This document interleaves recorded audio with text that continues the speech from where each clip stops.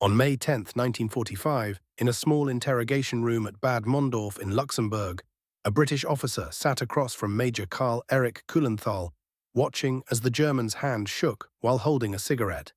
The Major's voice came quietly as he read aloud words that would follow him for the rest of his days. "I cannot accept excuses or negligence. Were it not for my ideals and faith, I would abandon this work as having proved myself a failure." But these weren't Kuhlenthal's own words at all. They belonged to his most valued agent, Juan Pujol Garcia, with the codename Arabelle. Pujol had written them in rage months earlier when German radio operators had failed to catch his urgent message about the coming invasion on June 6, 1944. Kuhlenthal had taken every word to heart. He had fought for this agent in Berlin, had staked his career and credibility on the intelligence Arabelle delivered. Now, sitting in this cold room with a British interrogator across from him, the truth was crashing down. What he had believed to be his greatest intelligence victory was turning into his worst nightmare. For 4 long years, this former Abwehr officer had operated what he was absolutely certain was Nazi Germany's most productive spy network operating inside Britain. 27 agents, he thought, all feeding him valuable intelligence about Allied military movements and preparations. The Germans had become so trusting of this network that they stopped trying to recruit additional spies in Britain altogether. Why bother when they already had such reliable sources? What Kuhlenthal didn't know, what nobody in German intelligence understood, was that every single one of those agents existed only in imagination. They were inventions, created by one man working alone in an ordinary house in Hendon, a quiet corner of North London, serving the British Secret Service. The sheer scale of this deception was almost incomprehensible. From January 1944 right up to D-Day, more than 500 radio messages had traveled back and forth, sometimes reaching 20 or more in a single day. 350 letters had been written, each one averaging around 2,000 words. At least 62 of Pujol's reports had actually made their way into the top-secret intelligence summaries sent to German High Command. The practical consequences were staggering. 2 armored divisions and 19 infantry divisions sat waiting in reserve through July and August of 1944, held back because they expected a second invasion that would never come. The unraveling had actually started much earlier, though nobody realized it at the time. Going back to 1941, German military intelligence, the Abwehr, faced a problem that they couldn't even admit to themselves. Between September and November of 1940, fewer than 25 agents had managed to slip into Britain. These weren't quality operatives either. Most came from Eastern European backgrounds, received minimal training, and had little motivation to succeed. Every single spy the Germans sent to Britain had ended up captured, turned, or killed. The German intelligence service found itself essentially blind, with no reliable eyes on the ground. Over in Madrid, the Abwehr maintained its presence from a grand building on Calle del Arco del Santo, keeping up appearances of normal diplomatic work while desperately hungry for any scrap of real intelligence from Britain. The head of that Madrid station was Wilhelm Leisner, also known as Gustav Lenz. He had failed spectacularly to develop even one trustworthy agent in the British Isles. His deputy, Major Karl Erich Kuhlenthal, was growing increasingly frustrated with the situation. Admiral Wilhelm Canaris had taken notice of Kuhlenthal's energy and abilities, which meant that Leisner was gradually being pushed to the sidelines. Kuhlenthal occupied an unusual position within the Nazi intelligence world. He was a Mischling, someone with mixed heritage, including a Jewish grandmother. Despite this, Admiral Canaris had managed to secure special certification for him back in 1941, allowing him to continue his work. Perhaps his life lived constantly on the edge of acceptance, always needing to demonstrate his value, made him especially desperate to believe in success when something finally seemed to work. The demands from Berlin never stopped coming. The Wehrmacht needed information about British military strength, troop positions, morale, and readiness. The Luftwaffe wanted targeting data. The Kriegsmarine was desperate for information about convoy movements. Kuhlenthal had nothing to give them. Then, in January 1941, a small, unremarkable Spanish man walked into the German embassy in Madrid. Juan Pujol Garcia was nobody's idea of a master spy. At 29 years old, he was a failed farmer who had tried raising chickens, a hotel manager with modest success, and a veteran of the Spanish Civil War who had somehow survived fighting on both sides without earning any particular distinction. He had come to hate both the communist and fascist regimes. He believed the Second World War offered him a chance to do something meaningful, something for the greater good of humanity. His early attempts at becoming a spy had been almost laughably amateurish. He had approached the British 3 separate times. Each time they had turned him away. The British embassy in Madrid was overwhelmed with offers from Spanish people trying to improve their circumstances, and they saw nothing remarkable about this earnest little man with his claims of wanting to help defeat fascism. But Pujol had devised a strategy. If the British wouldn't hire him as an agent, he would first become a German agent. Then he could offer himself to the British as a double agent, working against the Germans. He presented himself at the Abwehr office in Madrid, volunteering to spy for Germany. The German intelligence people showed little enthusiasm for his proposal at first. Yet Pujol kept returning. He claimed he could travel to London with diplomatic cover as a Spanish official. His persistence started wearing down Gustav Leisner, the Abwehr recruiter who was already desperate for any possibility. After months of repeated visits, increasingly elaborate stories, and speeches praising Nazi Germany, Leisner finally passed him along to Major Cullenthal. The major was doubtful but had run out of alternatives. Here was someone claiming to have diplomatic access to Britain. After a brief training course in the basics of espionage, Cullenthal gave Pujol his instructions. He wasn't to engage in active spying in England. Instead, his job would be recruiting other agents. Cullenthal gave him an accommodation address in Spain where he should send his secret messages. They handed him $3,000, provided him with invisible ink, and assigned him the codename Arabelle. His mission was to establish and run an intelligence network in Britain. On July 19, 1941, Pujol left Madrid, supposedly heading for England. Cullenthal waited with mounting anticipation for those first reports from his new agent in London. Pujol never arrived in Britain at all. Instead, he travelled to Lisbon, Portugal, where he took a room in a small hotel and launched what would become one of the boldest deceptions in the entire history of espionage. He spent his days in the Lisbon library, constructing elaborate false reports using materials most people would overlook. A Spanish translation of the Frommer's Guide to England. Tourist magazines, reference books, railway schedules, maps, newsreels captured on film. Sitting in Portuguese cafes with his reference materials spread before him, Pujol began inventing an entire Britain that existed only in his imagination. He fabricated weather patterns that seemed plausible.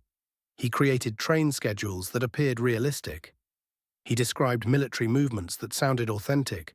He assembled a vocabulary of British life drawn from guidebooks, information about ration books, descriptions of blackouts, accounts of air raid warnings. Everything had to ring true to Germans who had never set foot in Britain themselves.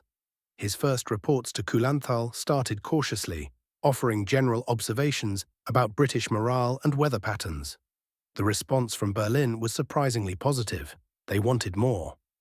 Working from his hotel in Lisbon, Pujol began expanding his fictional world.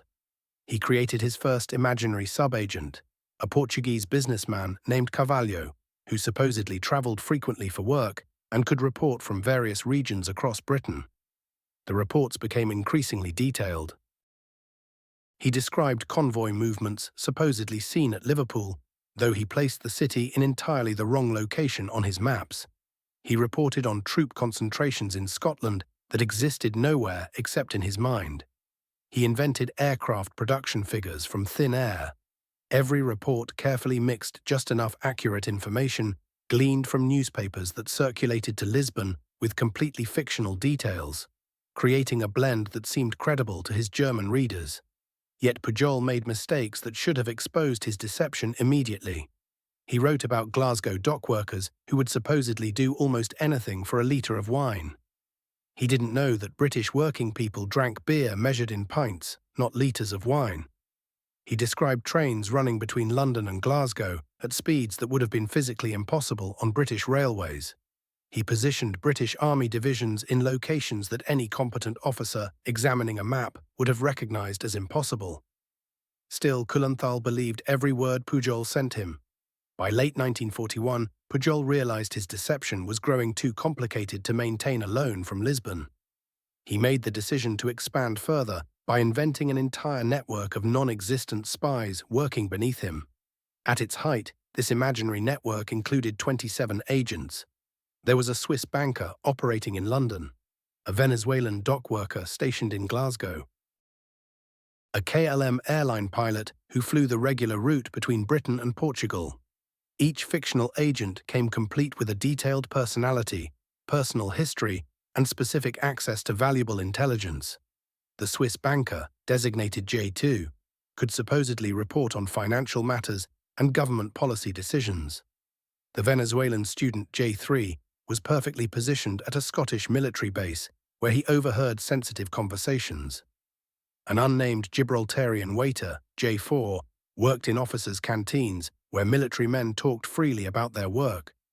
To make his reports more believable, Pujol invented an airline employee who carried messages on the London-Lisbon route, which explained why the reports had Portuguese postmarks and often arrived with delays. When the Germans began demanding faster communication following Operation Torch, Pujol and his British handlers created yet another fictional agent, this one a radio operator who could send messages by wireless. Meanwhile, back in London, British intelligence was beginning to notice something odd. Through Ultra, the top-secret program that had broken the German Enigma code, they could read German communications. Repeatedly, they saw references to an agent codenamed Arabelle, supposedly operating in Britain, sending intelligence that was obviously inaccurate, yet being completely believed by German command. MI5 was deeply concerned. Who was this agent? How had he managed to escape their surveillance? Every report was carefully analyzed. Every claim was verified. The conclusion seemed impossible to believe. The agent didn't exist in Britain at all. He was somewhere else entirely. By February 1942, MI6, the British Secret Intelligence Service, had learned about this mysterious agent. Though he wasn't yet working for them, they had discovered him through Ultra intercepts, reading German radio messages encoded on Enigma machines. The British were seeing German intelligence reports about their own country that were completely made up, yet the Germans believed them completely and acted on them. In Lisbon, Pujol was becoming increasingly desperate. His fictional network was becoming too complex to maintain on his own. He desperately needed help from the British, but his earlier attempts to contact them had all been rejected. Then, in February 1942, he managed to reach out to the American naval attaché in Lisbon, Lieutenant Patrick Demarest. This time, with evidence of his correspondence with the Germans in hand, Pujol was finally taken seriously. After some disagreement between various British intelligence services about how to handle this unusual situation, Pujol was eventually smuggled out of Lisbon by boat, heading toward Gibraltar. Once he arrived safely in Gibraltar, he was immediately sent on to England. He landed at Plymouth on April 24, 1942. At the docks, two British intelligence officers were waiting for him. One was Cyril Mills, the other was Thomas Harris of MI5.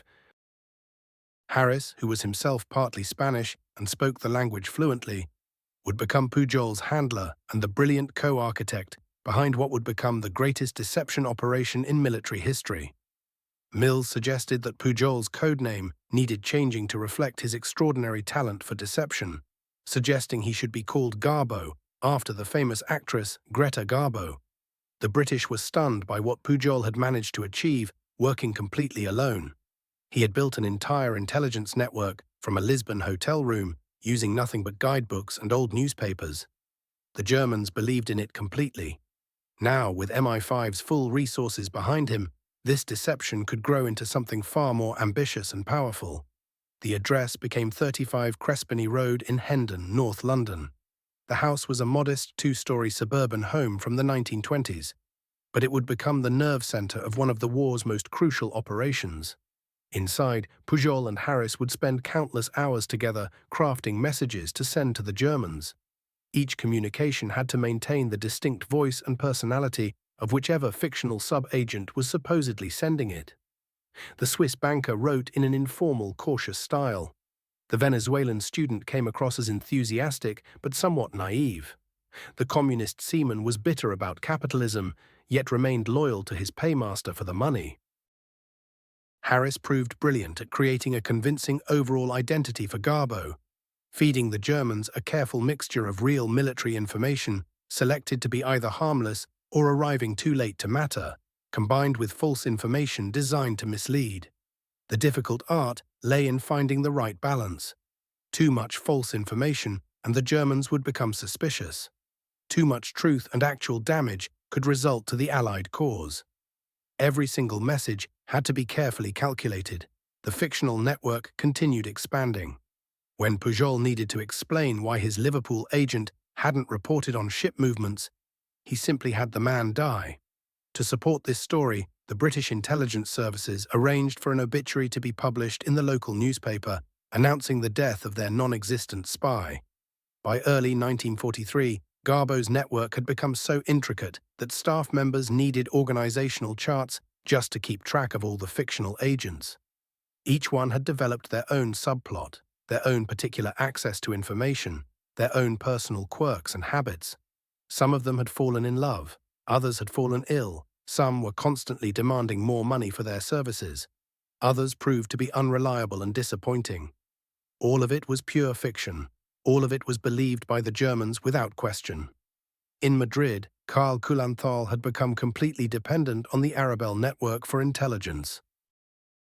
The information was so voluminous, so detailed, so apparently reliable and well-sourced that he stopped making any serious attempts to recruit new agents in Britain. Why take the risks involved in infiltrating new spies when Arabelle was providing everything Berlin could possibly want? When Canaris, the chief of the Abwehr, visited Spain, Kulanthal was the star of the occasion. He proudly displayed his agent network, showing off particularly clever pieces of intelligence that had arrived. In March 1943, Garbo had even sent a chocolate cake with an RAF handbook baked inside it, the icing decorated with a message saying, "Good wishes to Odette." Canaris was thoroughly delighted by the ingenuity and resourcefulness on display. The Germans rewarded this intelligence generously with money and recognition. Kulanthal had finally found his success. By 1943, the entire operation had reached an extraordinary scale. All 27 of Garbo's fictional agents were now receiving regular funding. Thousands upon thousands of dollars flowed through multiple channels into the German intelligence budget, only to be carefully tracked and redirected into British government accounts. The Germans were pouring their own money into subsidizing their own deception. Yet Kulanthal wasn't content simply relaying Garbo's information. He took it further, embellishing the reports with his own additions. Most of these elaborations were either factually wrong or utterly meaningless, padded out to make the intelligence seem more comprehensive and impressive. Some of his mistakes were genuinely comical. He became absolutely convinced that the Isle of Man was located in the northern part of Ireland. His desperate need to impress Berlin pushed him to add layers of detail that Garbo had never even mentioned, constructing an ever more intricate and elaborate false world. What had started as a handler managing an agent had transformed into something far more complex, almost a mutual dependency where both sides needed each other equally. Kulanthal required Arabelle to stay in position, to maintain his standing and credibility. Garbo recognized this need and used it expertly. The more we pushed our demands, Pujol later observed, the more they bent to accommodate us.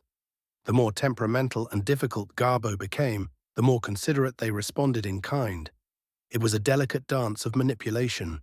By January 1944, everything suddenly became a question of survival itself. German command informed Pujol that they believed the Allies were preparing a massive invasion across Europe. They were now relying on him exclusively to provide them with advance warning. 3 years of careful work, everything Garbo and Harris had constructed together, would now face its most crucial moment. The Allied deception scheme, codenamed Operation Fortitude, was breathtaking in its ambition and complexity. The plan required convincing German high command that invasion forces would land at Pas-de-Calais, the narrowest crossing point between England and France, rather than at Normandy, where the actual assault would happen. Even more critically, after the Normandy landings began, the Germans had to remain convinced that this was merely a secondary attack, with the real invasion still to come elsewhere. The infrastructure for this deception already existed. The first United States Army Group, known as FUSAG, had been established under General Omar Bradley's command. Originally created purely for administrative purposes and never deployed in combat, the Germans had somehow learned of its existence through intercepted radio traffic. Now this force would be transformed into something entirely fictional, a phantom army numbering 150,000 men that would appear to be commanded by General George S. Patton. Garbo's network shifted into overdrive. From January through D-Day, the volume of communication became almost overwhelming. More than 500 radio messages crackled across the airwaves between Garbo and Madrid, with Madrid relaying everything directly to Berlin. 4 transmissions departed every single day. Each message added another layer of convincing detail to the false picture. Troop movements appeared on reports, supply buildups were documented, training exercises were described in meticulous detail. Everything pointed consistently toward Pas de Calais. Agent 3, the Venezuelan operative, reported back with accounts of massive military preparations unfolding across Scotland. Agent 7, a Welsh seaman, sent messages detailing the concentration of shipping vessels gathering in Dover. Agent 4-3, an American sergeant, provided detailed observations about General Patton's movements throughout southeast England. Each report reinforced and strengthened the false narrative. The first United States Army Group existed. It was genuinely enormous, and German intelligence became absolutely convinced it was aimed at Pas de Calais. As D-Day approached, both Garbo and Harris confronted an almost impossible challenge. To preserve the credibility they had built so carefully, Garbo needed to alert Berlin about the invasion, yet had to do so in such a way that the Germans couldn't possibly respond in time to mount an effective defense. The timing would determine everything. Special arrangements were made with German radio operators to remain vigilant throughout the night of June 5, 1944. A cover story was prepared claiming that an important sub-agent had just arrived with critical intelligence. The signal came through at 3 in the morning, but there was no response. The German radio operators didn't answer. Hours ticked past. It wasn't until 8 o'clock that morning, long after Allied paratroopers had already begun dropping from the sky, that German operators finally made contact. Garbo then transmitted accurate information about the invasion unfolding at Normandy, but by that point the information had become historically useless. What followed was Garbo's carefully calculated rage. The message that arrived in Berlin was one of fury and wounded pride. How could they ignore him? How could they fail to listen? "I cannot accept excuses or negligence," he declared. "Were it not for my ideals, I would abandon the work." His indignation was absolutely convincing. The Germans were horrified and mortified. Their most invaluable asset had risked everything to provide them with advance warning, and they had failed him. Kuhlenthal sent message after message expressing profound apologies and reassurances to his prized agent. But the real deception was only just beginning. 3 days after the Normandy landings, with Allied forces fighting desperately to secure their beachhead against determined German resistance, Garbo composed the most consequential message of the entire war. The text was lengthy, extraordinarily detailed, and utterly urgent. He demanded that it be transmitted immediately to the highest levels of German military command. The message, crafted through intense and exhausting hours of work by both Garbo and Harris, conveyed a critical piece of intelligence. The Normandy landings were not the main invasion. They were a diversion. The genuine invasion, the truly massive assault, would be led by Patton's First Army Group striking directly at Pas de Calais. Garbo's agents throughout Britain confirmed it absolutely. The forces landing in Normandy were secondary, diversionary forces. The main army remained positioned in southeast England, waiting for the signal to move. A German message sent to Madrid 2 days later confirmed what Berlin had concluded. All reports received over the past week from Arab L, the spy network operating under the codename Unternehmen, have been confirmed without exception and must be regarded as especially valuable. The message went directly to Oberkommando der Wehrmacht, the German High Command. Field Marshal Wilhelm Keitel received it. Colonel General Alfred Jodl analyzed it carefully. The message reached Hitler himself at his mountain headquarters in Berchtesgaden. The German response came swiftly and decisively. The 15th Army, stationed at Pas-de-Calais with over 200,000 troops, would remain in place. The 1st SS Panzer Division, which had already begun moving toward Normandy, was ordered to halt its advance. The 116th Panzer Division was kept in reserve north of the Seine River. The German High Command accepted Garbeau's report so completely that they maintained 2 entire armored divisions and 19 infantry divisions holding position at Pas-de-Calais, waiting month after month through July and August 1944 for the invasion that would never arrive. At Wehrmacht headquarters, the intelligence from Agent Arabelle became gospel truth. Field Marshal Gerd von Rundstedt, the Commander-in-Chief West, had argued passionately as early as June 8th that the 15th Army should be moved to reinforce Normandy. Hitler, taking his guidance from Garbeau's reports, refused. The Phantom Army in southeast England could not be ignored. Those forces remained too threatening, too dangerous to abandon that sector. Fortitude's success was so complete that numerous German units remained away from the Normandy battlefield until the middle of July. Week after week, as Allied forces consolidated their beachhead, expanded their perimeter outward, and prepared for the breakout, German forces continued to hold position at Pas-de-Calais, waiting for the second invasion that would never materialize. The entire German intelligence assessment became fundamentally distorted. They believed the Allies had positioned 89 divisions throughout Britain. The actual number was 47. They believed Patton was commanding an enormous army group. In reality, he was in disgrace, sitting idle and waiting for a genuine command to be assigned. They believed Norway faced imminent invasion from a non-existent British Fourth Army supposedly positioned in Scotland, a force that existed exclusively in Garbeau's messages. Even as the Allies finally broke out from Normandy in late July and raced across France in rapid succession, numerous German commanders still clung to the belief that the real invasion hadn't yet occurred. Garbeau's reports had created a strategic paralysis that extended far beyond D-Day, lasting months into the summer. On July 29, 1944, while Allied armies swept across French territory, an extraordinary message arrived from Germany. Pujol received word that he had been personally awarded the Iron Cross by Hitler himself, given in recognition of his exceptional service to the Reich. Through his return message, Pujol and Harris expressed Garbeau's humble gratitude for such a distinguished honor, an honor which he felt profoundly unworthy of receiving. The irony was simply staggering.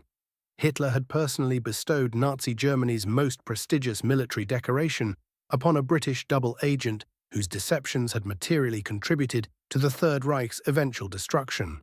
That same year, in complete secrecy, King George VI would award Pujol the Member of the Order of the British Empire, the MBE, in recognition of those identical actions.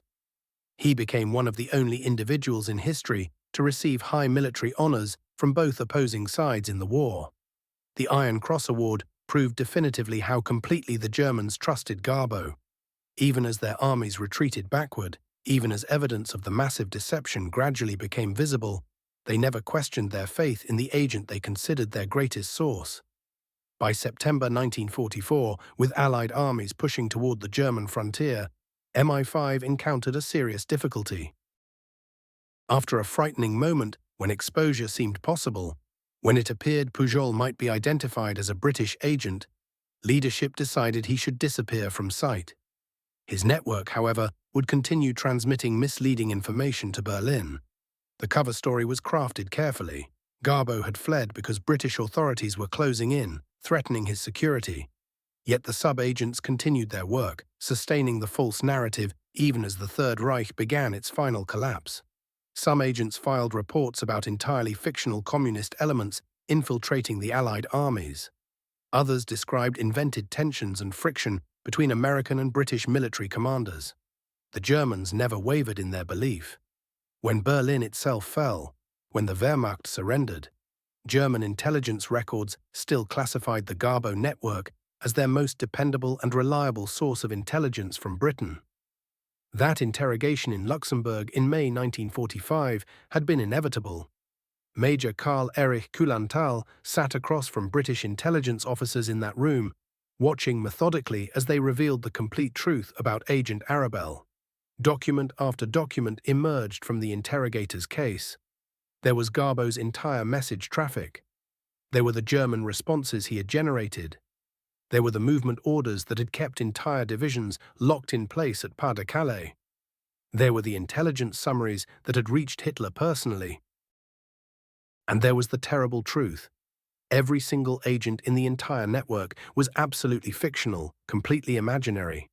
Kulantal's entire world fractured in that moment. For 4 full years he had staked everything on Agent Arabelle. His professional reputation, his military career. His very life had depended upon this one relationship. He had defended the agent against skeptics and doubters. He had fought for resources to fund the network. He had boasted to Canaris himself about his remarkable intelligence achievement. Kulantal's reports had received glowing praise in Berlin. From a British perspective, though, Kulantal had been so thoroughly deceived that he proved himself to be worse than useless to the enemy. The interrogator produced a photograph.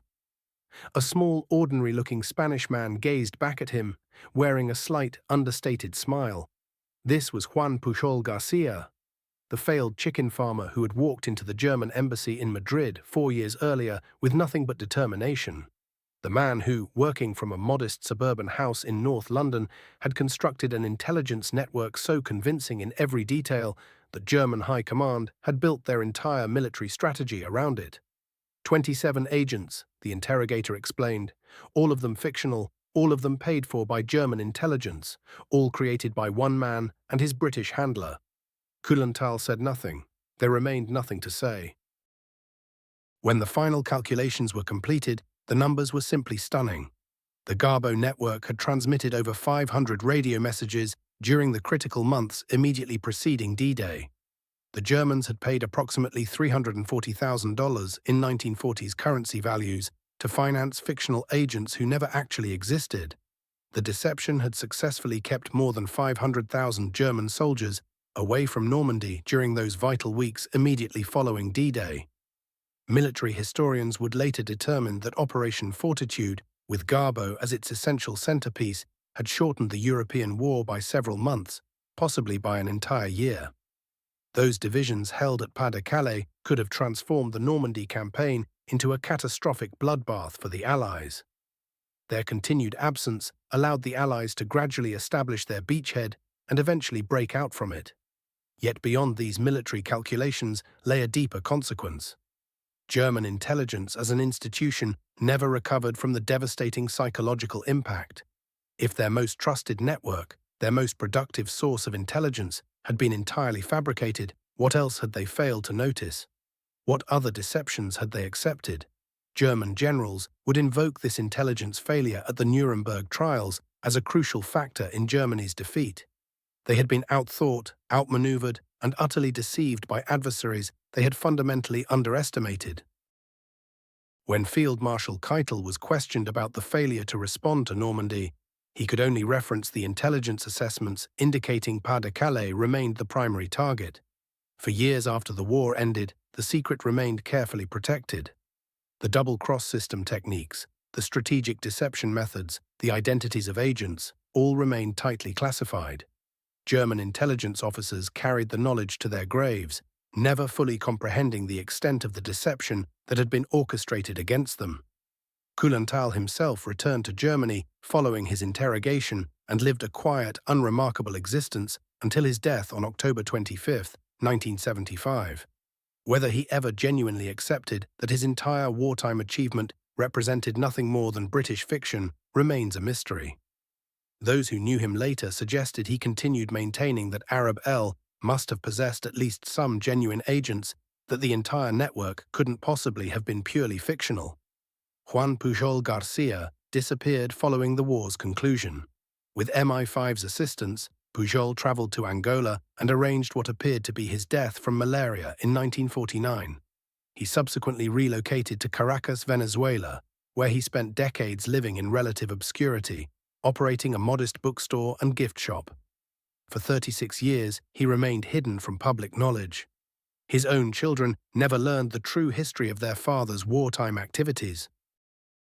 Not until 1984, when historian Rupert Allison, writing under the pseudonym Nigel West, finally located Garbo living in Venezuela, did the revelation emerge. The discovery sent shockwaves through the international intelligence community. The greatest double agent of World War II remained alive, quietly operating a gift shop in Caracas. At 72 years old in 1984, Juan Pujol Garcia made a remarkable journey back to London. He hadn't set foot in the city since the war ended nearly 4 decades earlier. His homecoming took him to Buckingham Palace, where in a quiet ceremony, the Duke of Edinburgh himself extended gratitude on behalf of the entire nation. D-Day veterans, many learning for the first time about the elaborate deception that had preserved their lives, approached him one after another to shake his hand and express their thanks. He walked the streets to 35 Crespigny Road, the modest house that had once hummed with the intricate machinery of one of warfare's most pivotal operations. Now it belonged to an ordinary family, completely unaware of its extraordinary history.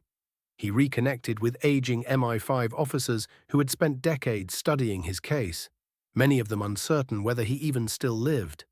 Yet perhaps nothing moved him quite like viewing the German intelligence files from the war years. Page after page revealed reports, detailed analysis, commendations, all built entirely on fabrication.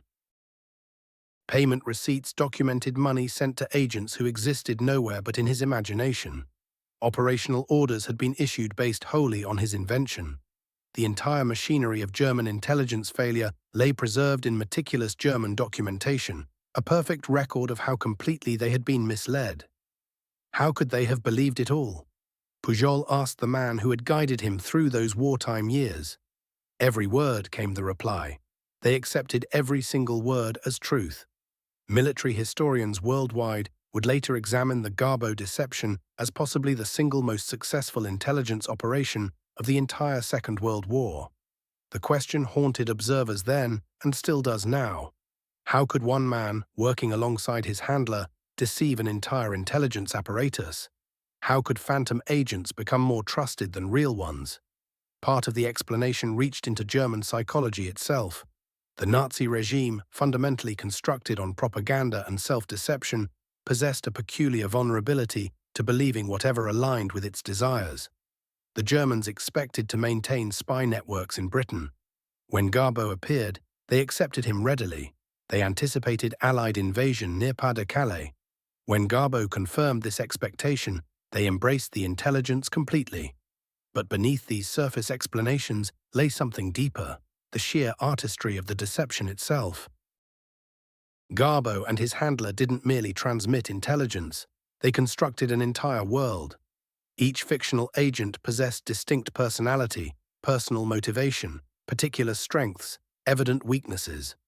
The network contained internal rivalries, romantic complications, money troubles, all the authentic human messiness that rendered it credible. After the war's conclusion, former Abwehr officers revealed a crushing truth. They had been pressured to generate intelligence constantly, regardless of accuracy. The alternative meant assignment to combat. This relentless demand for production created a system valuing quantity over verification, where impressive reports mattered far more than truthful ones. Behind all the statistics and strategic calculations were human consequences. Every German division held near Pas-de-Calais meant Allied soldiers who survived instead of perishing on Normandy's beaches. Every day German command delayed, anticipating the real invasion, strengthened the Allied position incrementally. Historians estimate Operation Fortitude preserved tens of thousands of Allied lives. Soldiers who assaulted Omaha Beach, fought through Normandy's hedgerows, broke through in Operation Cobra. Many of them owed their survival to a Spanish double agent whose name they'd never hear. For Germany, the cost proved catastrophic. Powerful divisions capable of driving the Allies back into the sea instead remained idle, watching for phantom armies that would never materialize. German soldiers fell in Normandy while reinforcements waited uselessly near Pas-de-Calais for an invasion that never came. Field Marshal Rommel, commanding Atlantic defenses, had pleaded desperately during those critical days after June 6 to redirect forces toward the beachhead. Hitler refused, grounded in intelligence from Agent Arabelle. The celebrated desert commander watched his outnumbered forces slowly ground down, ultimately defeated not by superior tanks, but by fictional reports from a former Barcelona poultry merchant. Perhaps the deepest irony emerged from considering how narrowly this operation nearly never happened. Pujol had approached British intelligence 3 separate times before the war and been turned away each time. Had the British shown greater receptiveness in 1941 and accepted his offer immediately, the deception might have evolved entirely differently. The very rejection that forced him to build his network independently, drawing only from Lisbon with tourist guidebooks and creative imagination, gave it distinctive authenticity. The errors he committed, placing warships in incorrect harbors, misunderstanding British customs slightly, actually enhanced credibility to German officers expecting foreign agents to make precisely such mistakes. The network's inherent implausibility became its greatest strength. Who could imagine that 27 agents were entirely fabricated? Who would conceive that Germany's most productive intelligence source was controlled by a single man in suburban North London? The deception was so audacious that disbelieving it demanded an imaginative leap the German intelligence service simply couldn't make. When the full Garbo story emerged in the 1970s and 1980s, it sent tremors through intelligence communities everywhere. The double-cross system, with Garbo as its masterpiece, had turned every German agent operating in Britain. After hostilities ceased, investigators discovered an astonishing fact. Every single agent Germany had dispatched to Britain had either surrendered or been apprehended. For surviving German intelligence officers, learning the truth delivered devastating impact. They were forced to reconsider every evaluation they'd made, every operational decision based on agent reports. The bedrock of their wartime intelligence work wasn't merely flawed, it was entirely fictional. One former Abwehr officer encountered in the 1980s resisted the revelation completely. There had to have been genuine agents, he insisted stubbornly.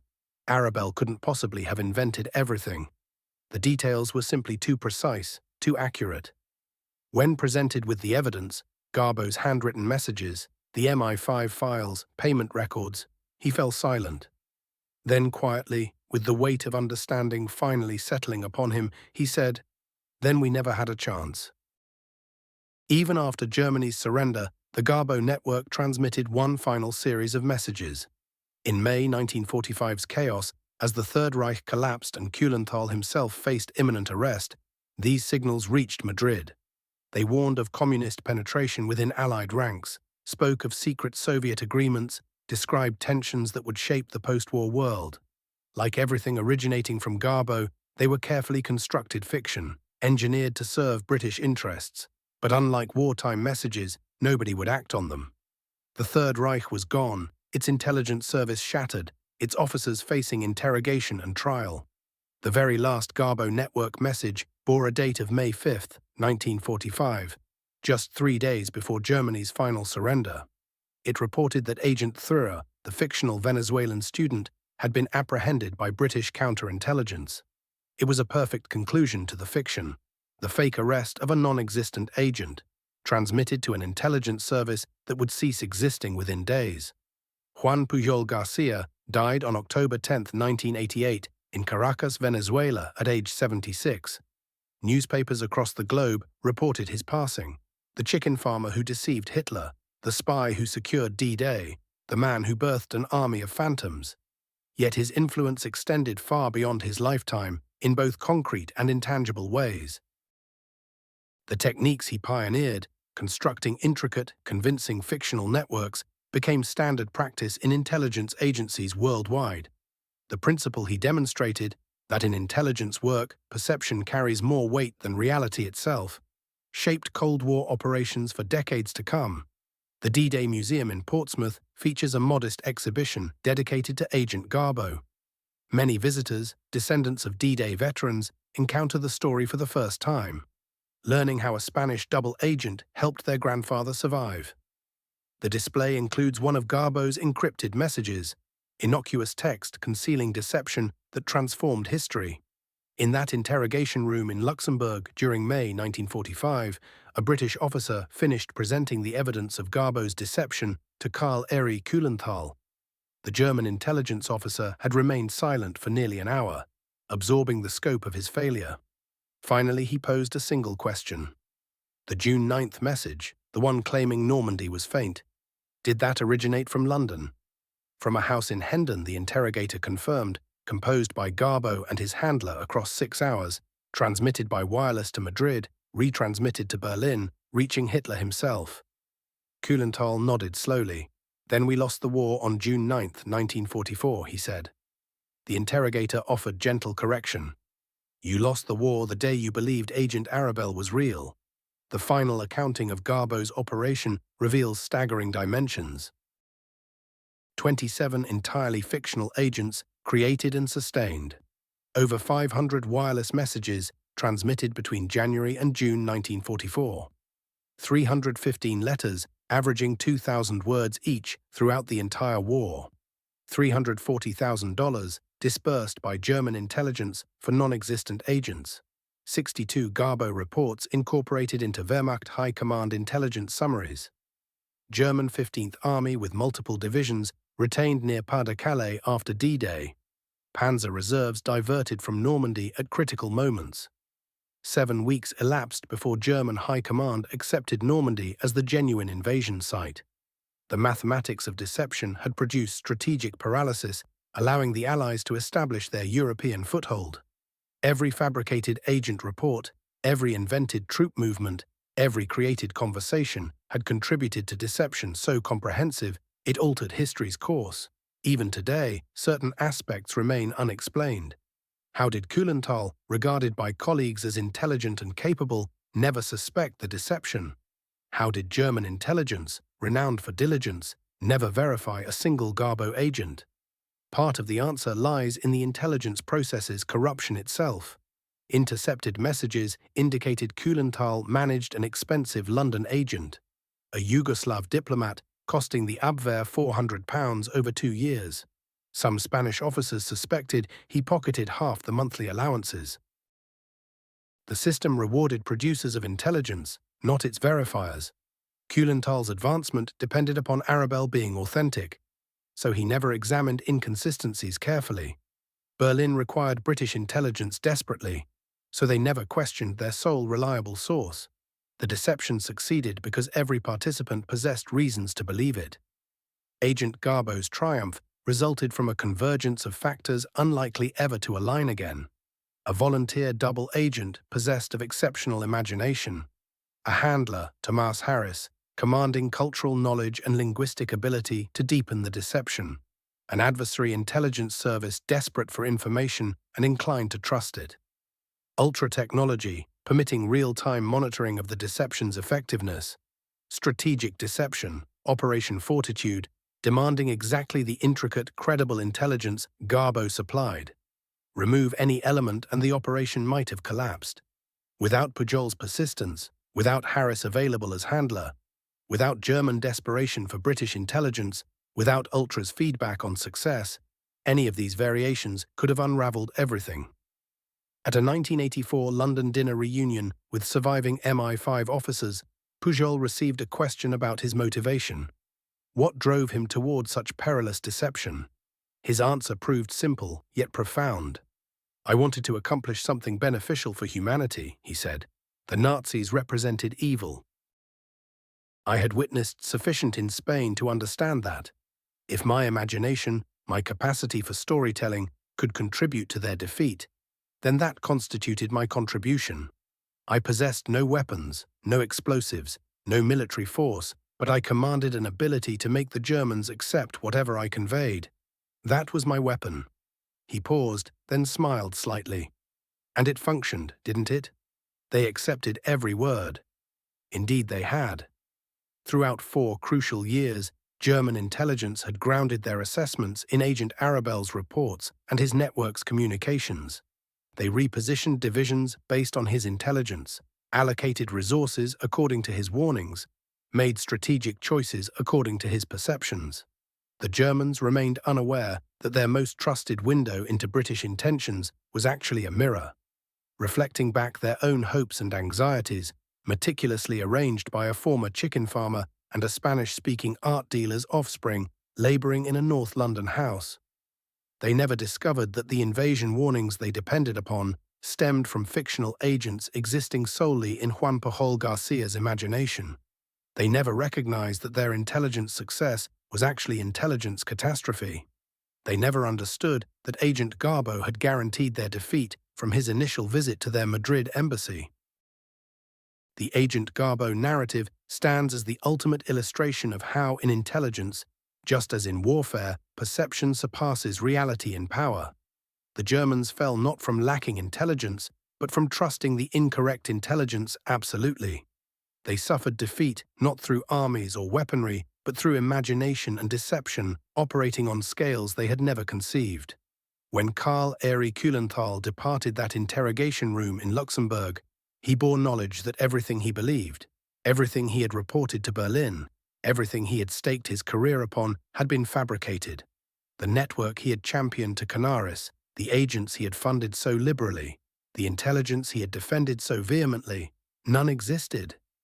Somewhere in Venezuela, Juan Pujol Garcia managed his gift shop, unknown to his clientele, his neighbors, even his offspring. The individual who had transformed history through imagination lived inconspicuously, obscurely, preserving the knowledge of how one person's creativity had overcome the formidable German intelligence apparatus and helped preserve Western civilization. The Germans never knew. By the moment they grasped the truth, it was far beyond recovery. The war had finished, the Reich lay destroyed, and Agent Garbo had entered history as perhaps the most effective double agent in existence.